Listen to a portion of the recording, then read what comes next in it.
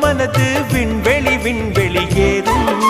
மன்னவா ஒரு கோயில் போய் இந்த மாளிகை எதற்காக?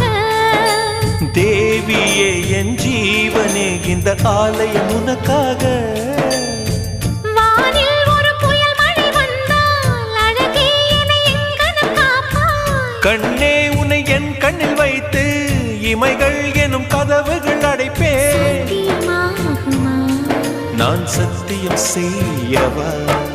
தொடு தொடுவெனவே வானவில் என்னை தூரத்தில் அழைக்கின்ற நேரம்.